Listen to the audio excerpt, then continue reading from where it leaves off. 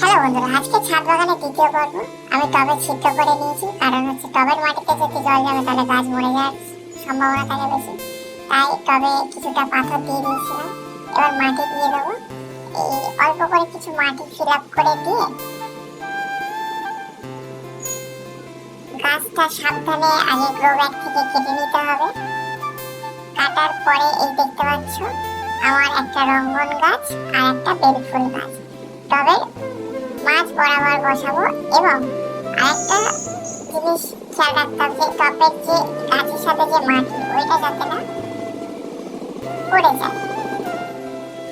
Middle বরাবর বসিয়ে দেওয়ার পর আমি মাটি দিয়ে টবটা ভর্তি করে দেবো। দেখতে পাচ্ছ মাটি টব দিয়ে ভর্তি করে দিচ্ছি। গাছকে দেখো শুধু কত সুন্দর লাগছে গাছটা বসানোর পর। যদি ভালো লেগে থাকে তো লাইক কমেন্ট এবং শেয়ার করে পাশে থেকো ছোট্ট ছাদ বাগানি বন্ধুদের।